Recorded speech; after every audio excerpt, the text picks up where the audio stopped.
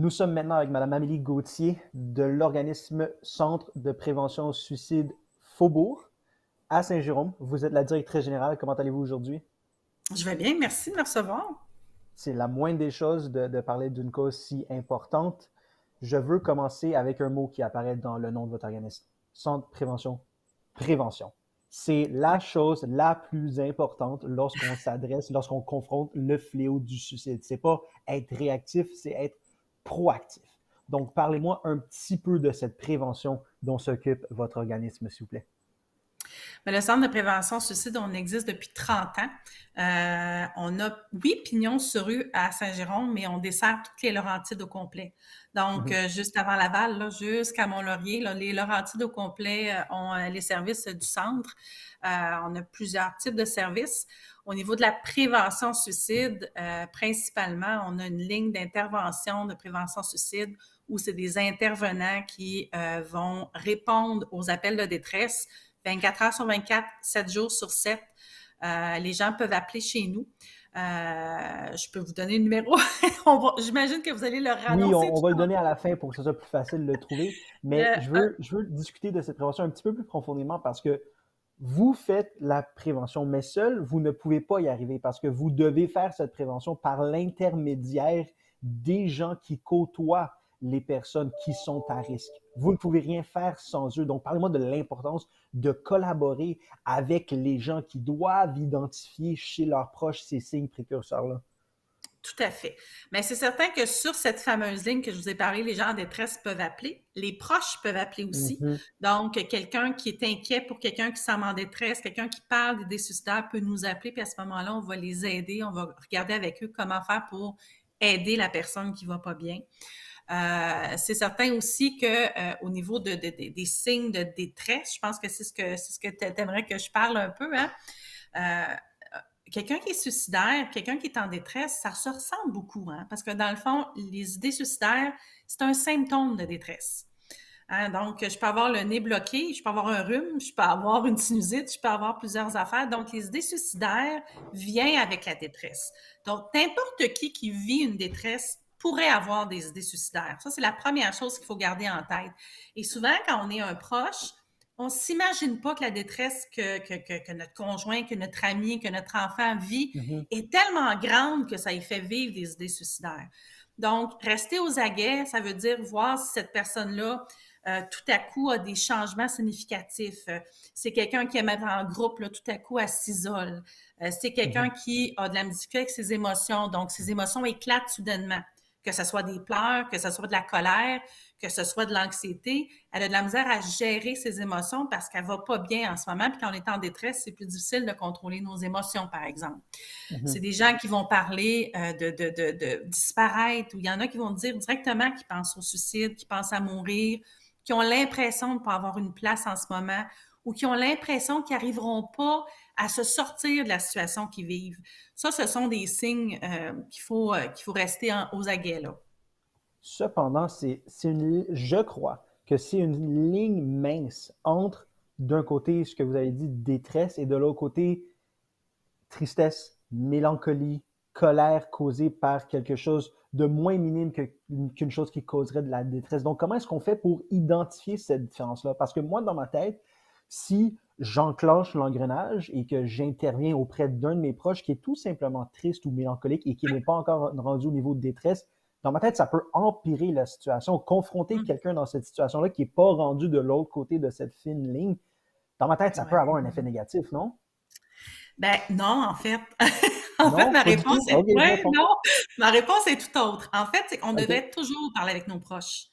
Que la détresse soit petite ou grande, si je parle avec cette personne-là régulièrement, mais quand elle ira vraiment pas bien, elle va me le dire parce que je suis habituée de lui dire Hey, t'as pas de l'air à filer. De pas attendre que de penser que la détresse est énorme pour parler à quelqu'un. Autre chose que j'ai envie de répondre à ta question, c'est Mhm. quand quelqu'un va pas bien, quand quelqu'un est très en détresse et qu'il a des idées suicidaires, euh, c'est pas tout le monde qui va en parler. Il y en a beaucoup qui vont se renfermer sur eux-mêmes. Mhm. C'est pas évident d'en parler parce qu'ils ont peur de la réaction des autres. Ils ont peur de C'est exactement penser ça. qu'ils exagèrent. Ils ont peur de. Et quand j'ouvre avec un proche, puis je lui dis, t'as vraiment pas l'air à aller bien, et que je parle directement de « ça m'inquiète », tu me disais que tu n'étais pas sûr de pouvoir t'en sortir, tu me disais que tu n'étais pas sûr de passer ta fin de semaine, es-tu en train de me parler de suicide? Si la personne est suicidaire, ça va lui faire un bien fou de pouvoir en parler puis de rentrer dans cette porte-là. Si elle ne l'est pas, elle va juste dire « ben voyons, ben non, je ne suis pas » et vous allez continuer votre conversation. Pour certaines personnes, mais moi, de la façon que je m'imagine que je réagirais, c'est que si je suis tout simplement triste et que Oui. je me fais parler par un proche qui me dit « Ah Vincent, es-tu en détresse, as-tu une idée suicidaire? » Moi, de la façon que je vais réagir, ce que je vais penser, c'est « Oh mon Dieu, ma façon d'être est un inconvénient pour elle, ou ma façon d'être l'a affecté, elle a perçu ça en moi, donc ça l'affecte dans son quotidien ou ça affecte son environnement. Donc la prochaine fois que je vais encore pas bien, je vais juste tenter de mieux le cacher. Je pense que c'est de façon-là que je réagirais. Donc, je pense que c'est comme un couteau à deux tranchants, j'ai l'impression. Ben, en fait j'ai goût de te répondre à ça, c'est je pense que ça dépend comment tes proches t'approchent. OK. Je pense qu'il y a une façon d'approcher les gens, de pas culpabiliser les gens, puis de nommer son inquiétude. Tu sais, je t'inquiète, t'as pas l'air affilé, qu'est-ce qui se passe? Tu sais, on commence par ça. Tu sais, on ne demande pas à quelqu'un qui pleure à chaque fois c'est suicidaire. Fait que je demande, t'as pas l'air affilé, qu'est-ce qui se passe? La première chose, c'est d'aller vers les gens puis de dire ça va pas, je le vois, qu'est-ce que je peux faire pour toi? Écouter qu'est-ce qui se passe, regarder avec elle, trouver des solutions, voir qu'est-ce qu'on peut faire pour aider cette personne-là. Et enclencher une conversation avec eux. C'est sûr que si c'est quelqu'un avec qui je parle jamais, que je suis pas habituée d'ouvrir puis parler de mes émotions avec cette personne-là, ça se peut que j'avais pas envie d'en parler à ce moment-là. Mais malheureusement, la seule façon de savoir si quelqu'un est suicidaire, c'est d'y demander. Donc, il faut être le plus direct. Il faut être le plus direct Il faut être possible. le plus direct possible, c'est sûr, parce que si je lui dis t'aurais-tu le goût que ça arrête? Ben oui, j'aurais le goût que ça arrête, mais qu'est-ce qui pourrait arrêter ma vie, la situation? Fait que c'est sûr que plus je pose la question directement, plus j'ai une réponse directe, puis plus on peut, à ce moment-là, gérer la situation. Dans le fond, si moi, je ne suis pas capable de poser la question, puis j'ai peur de poser la question, puis je tourne autour du pot, ben ça se peut que si je suis en train de parler à mon frère, ben il va se dire elle n'est pas capable, elle n'est pas prête à recevoir la réponse, puis je ne dirai pas. Okay. Tandis que si je pose la question directement, j'envoie le message, puis regarde, je suis là, je suis solide, puis je suis prête à recevoir ce que tu vas me donner. Puis dans le fond, tu sais, je disais tantôt, une idée suicidaire, c'est un symptôme. On ne va pas parler de ça pendant 30 minutes. On voit, OK, tu as des idées suicidaires. Ce que ça veut dire, c'est que tu vas vraiment pas bien. Donc, on va regarder qu'est-ce qui fait que tu vas pas bien comme ça, puis on va essayer de résoudre la situation, pas les idées suicidaires. Les idées suicidaires, ils disparaissent une fois, le symptôme disparaît une fois que la détresse part.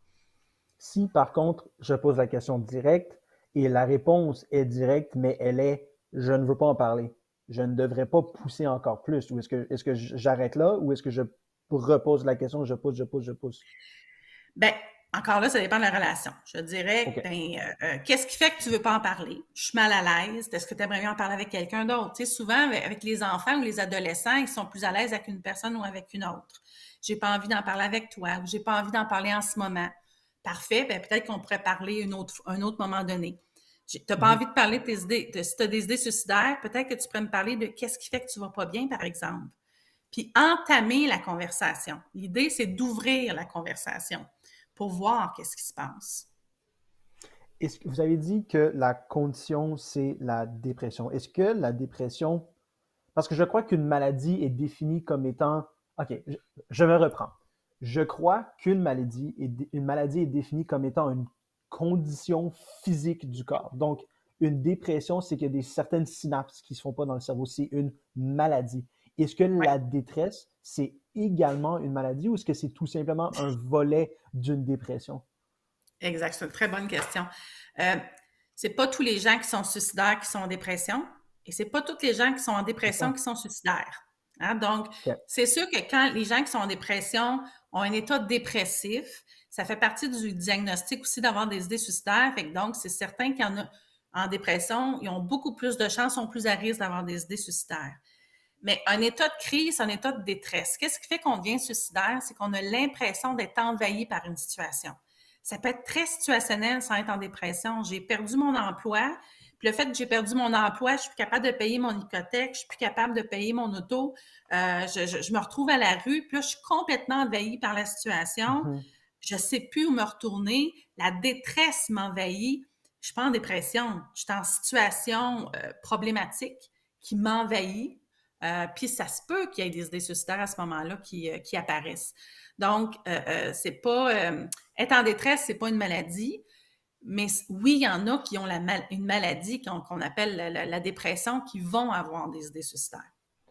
Donc, la détresse, les idées suicidaires sont autant corrélatives à la gravité de la situation qu'au fait de croire ou de percevoir que cette situation n'a pas d'échappatoire.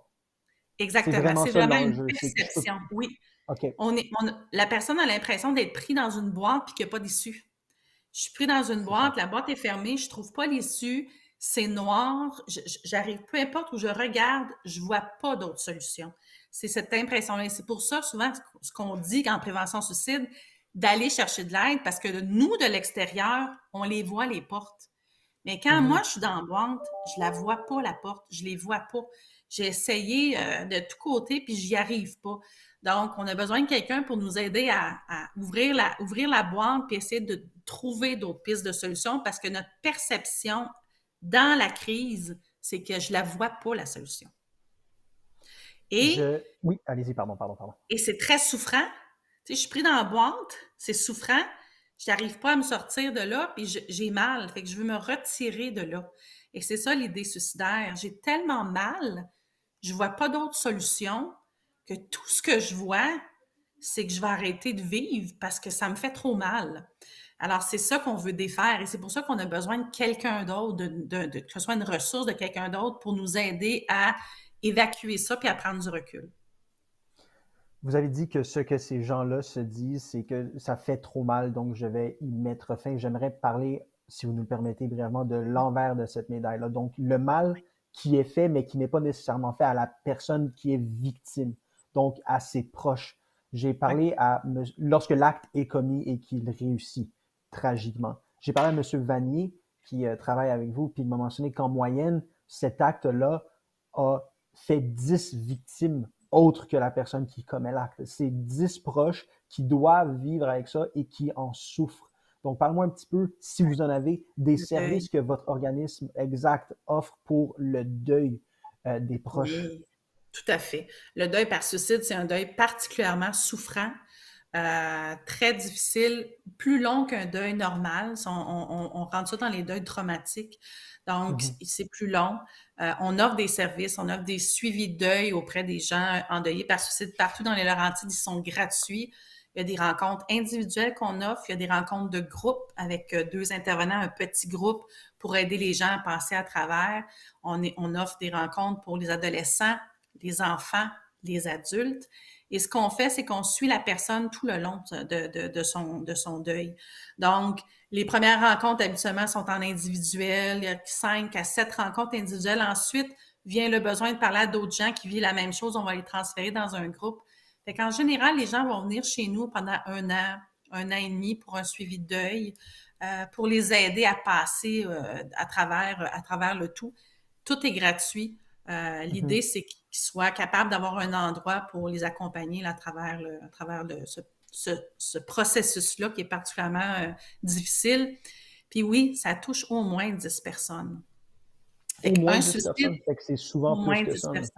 Oui, parce que dans 10 personnes, on va rentrer les amis proches, la famille, mais tu sais, un collègue de travail, que tu travailles 40 heures semaine, là, ça paraît pas, mais tu es touché, là, ça devient, même si c'est pas un ami que tu vois la fin de semaine, c'est quelqu'un qui fait partie de ton quotidien, fait qu'eux aussi vont être touchés par la situation. Est-ce que l'une des raisons pour laquelle ce deuil-là est si traumatique, c'est contrairement à une maladie ou un accident, est-ce que c'est parce qu'il y aura toujours cette porte ouverte de questionnement, j'aurais-tu pu faire quelque chose? J'imagine que ça contribue au traumatisme de ce deuil-là. Oui, oui. Il y a le non-sens. la valeur de la vie dans notre société est très élevée. Hein? On le voit juste pour quand on tue quelqu'un, on va en prison, puis c'est là qu'on a le plus gros, la plus grosse amende. Là, on va en prison à vie. Oui, d'accord. Donc, se tuer soi-même, ça va à l'encontre ça n'a comme pas de sens. Donc, C'est le quand je geste suis moins proche de naturel au cette, monde. ouais, quand cette personne-là, proche de moi, se tue, la première chose que les gens vont faire, c'est se questionner sur le pourquoi. Qu'est-ce que moi j'ai fait? Qu'est-ce que j'ai raté? Qu'est-ce que j'ai pas vu? Qu'est-ce qui fait que les autres... Et là, il y a énormément de questions qui vont apparaître. Mais est-ce que ce n'est pas extrêmement égoïste comme réaction que un de nos proches se tue et la première chose ou l'une des premières choses à laquelle on pense, c'est moi. Qu'est-ce que je... C'est égoïste, non? Ben, en fait, la blessure, une blessure personnelle, c'est toujours égoïste. Peu importe quelle blessure qu'on vit.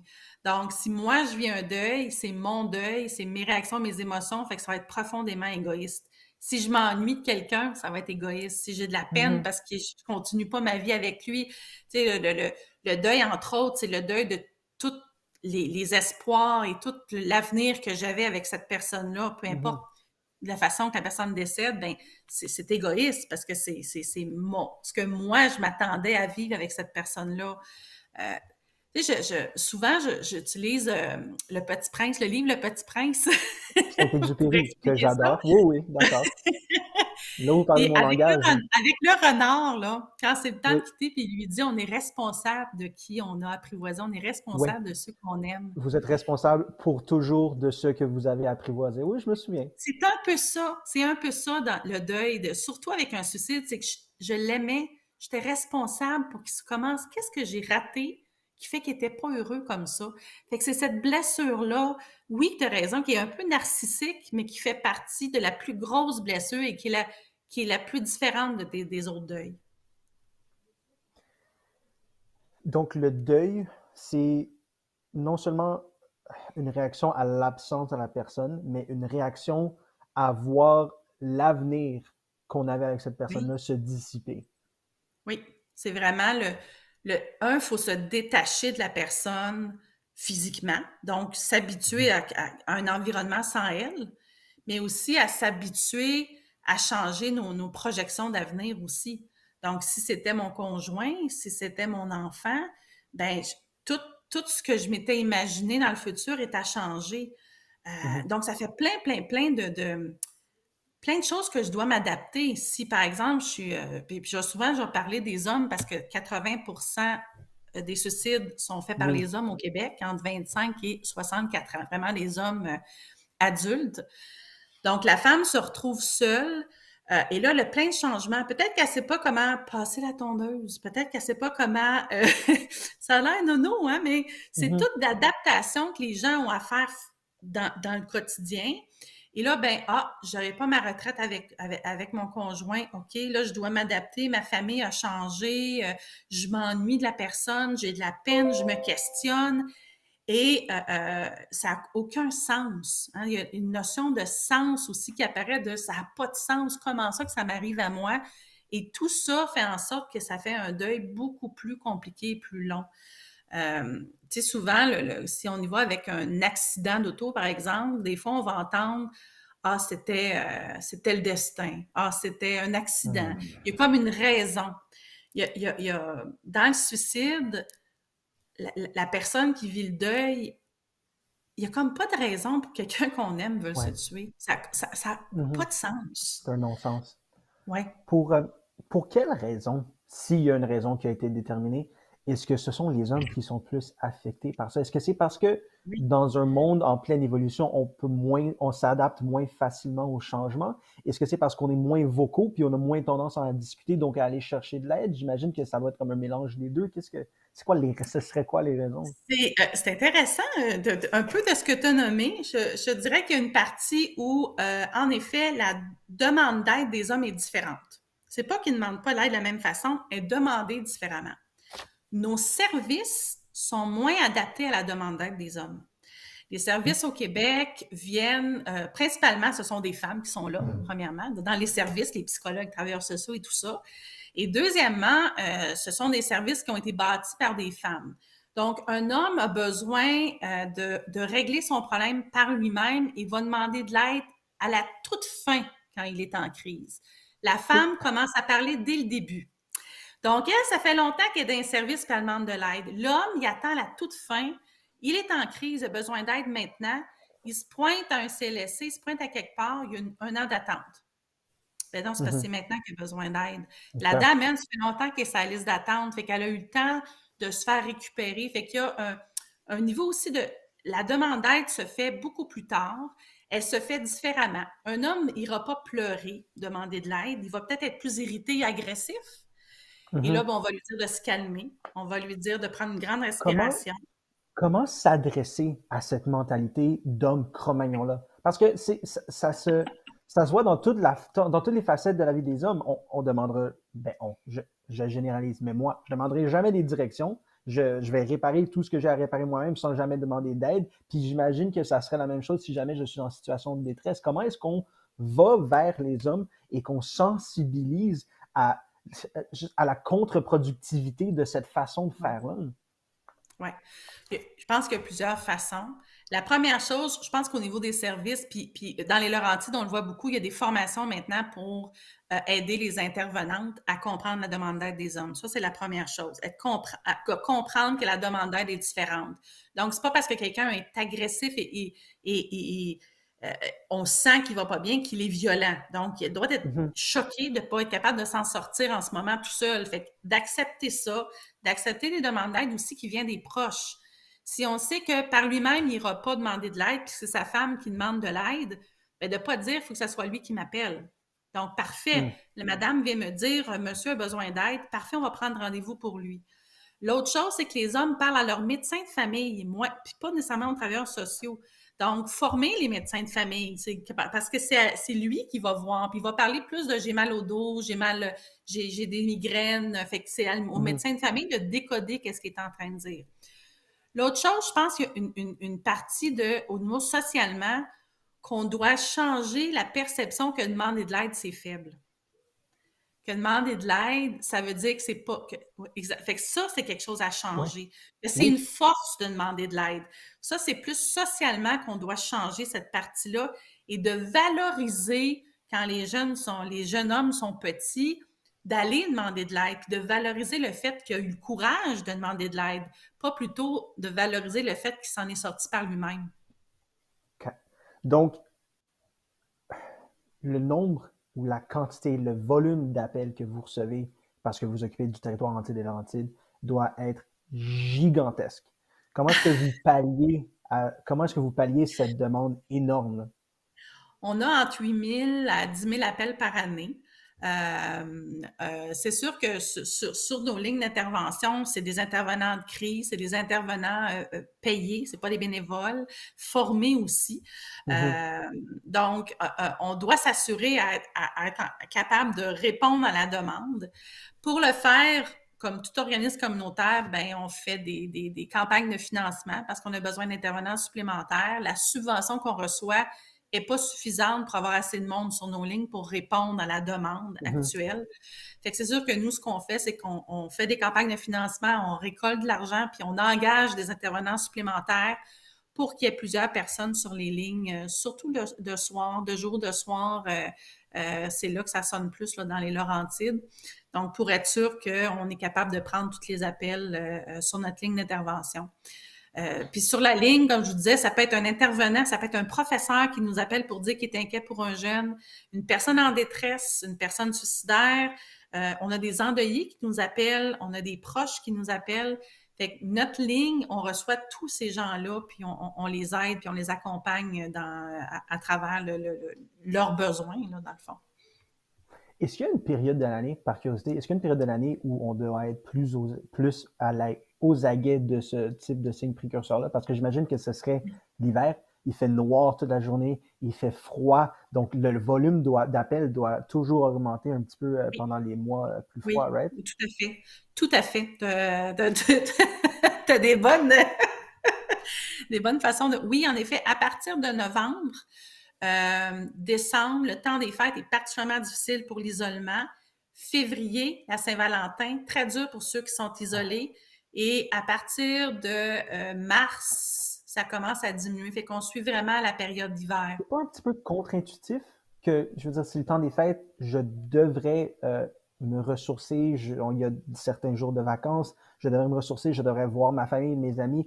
Ça devrait pas avoir l'effet contraire puis être bénéfique pour les gens dans une situation comme ça?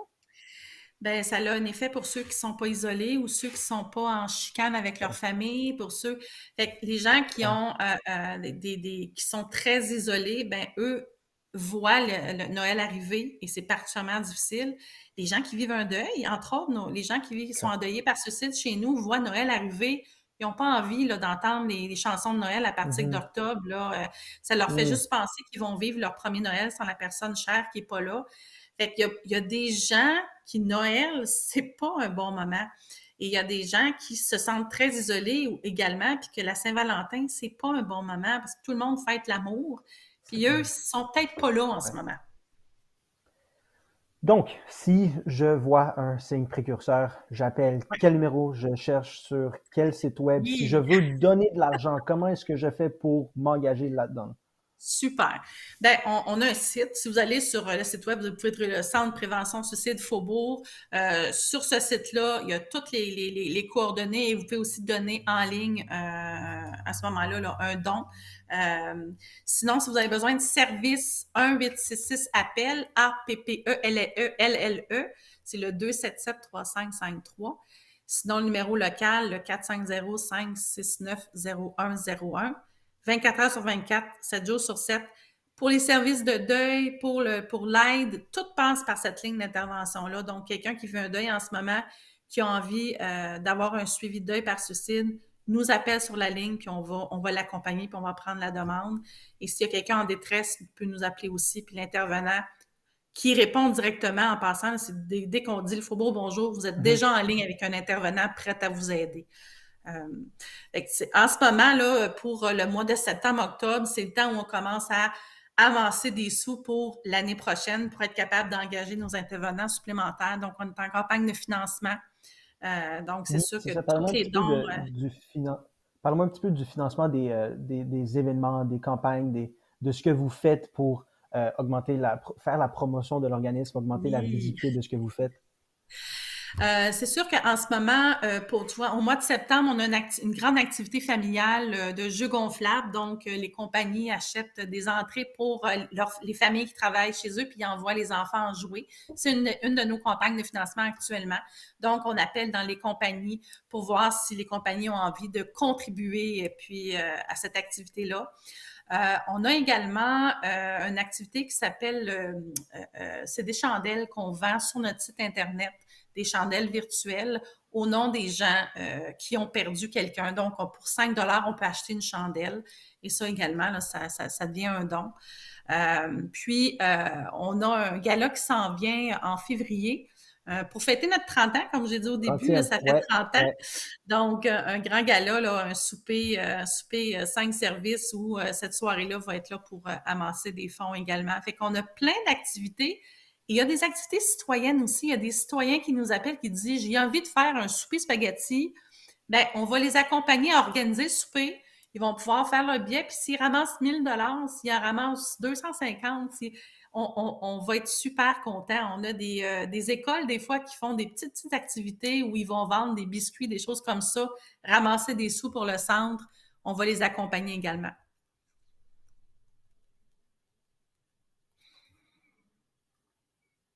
Est-ce que c'est moi qui ai disparu? C'est toi qui as disparu, mais tu viens juste de revenir.